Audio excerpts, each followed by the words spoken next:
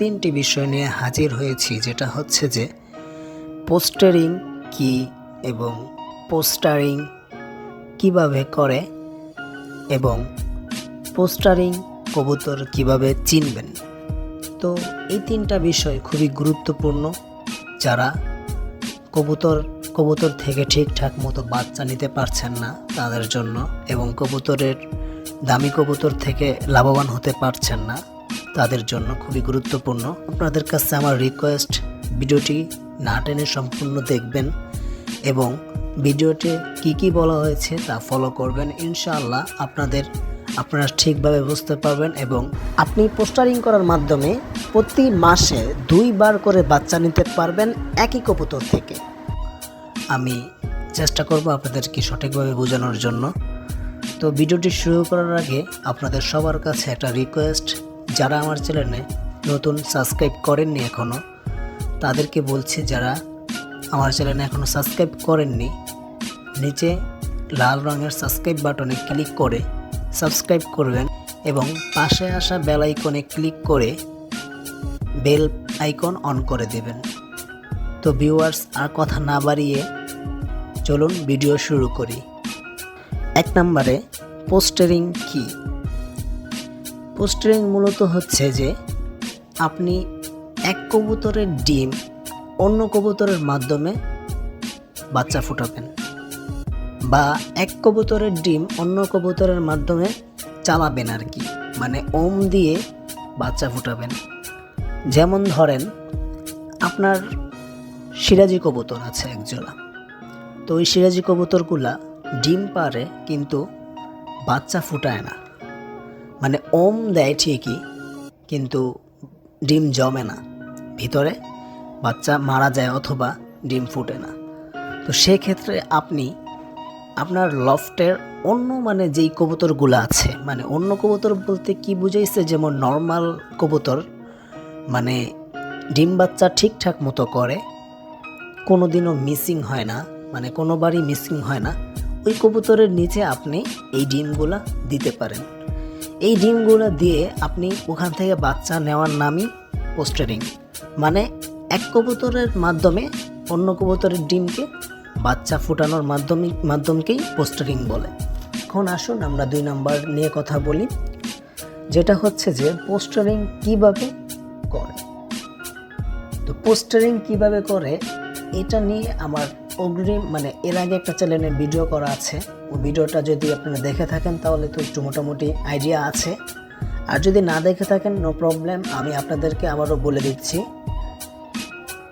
Postering কিভাবে করে। Postering আমি প্রথমেই বলেছি যে পোস্টারিং এক কবুতরের ডিমকে অন্য কবুতরকে দিয়ে ফোটানোর মাধ্যমকেই পোস্টারিং বলে। তো এখন আমি বললাম যে আপনার একজোড়া ভালো কবুতর আছে, যেমন ধরেন দামি কবুতর বলতে কি বুঝাইছি, যেমন সিরাজি কবুতর, তারপর হচ্ছে যে কিং কবুতর, এই ধরনের যে কবুতরগুলো আছে ওই কবুতরগুলা দেখা গেছে যে বেশিরভাগ সময় আপনার নিজের বাচ্চা নিজে ফুটায় না, প্লাস হচ্ছে যে এই ডিমগুলা নষ্ট করে ফেলে। তো সেক্ষেত্রে আপনি কি করবেন, আপনার লফটের মধ্যে যদি এরকম কোনো কবুতর থাকে জিরা গলার মধ্যে বা গোল্লা কবুতরের মধ্যে বা নাপ্তা কবুতরের মধ্যে, তো এই ধরনের যেই কবুতরগুলা ওই কবুতরগুলা কোনো সময় আপনার ডিম বাচ্চা মিসিং হয় না, সব সময় 100% ভাবে ডিম বাচ্চা দিয়ে থাকে এবং ওদের বাচ্চাগুলো মাশাআল্লাহ সুস্থ হয়। এর কারণ হচ্ছে ওরা ভালোভাবে খেয়াল করে।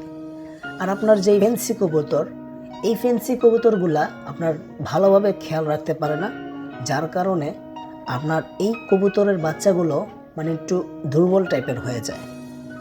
তো এই বিষয়টা আপনারা বুঝতে পারছেন আশা করি, যে এভাবেই পোস্টারিং করে। নাম্বার 3, পোস্টারিং কবুতর কিভাবে চিনবেন।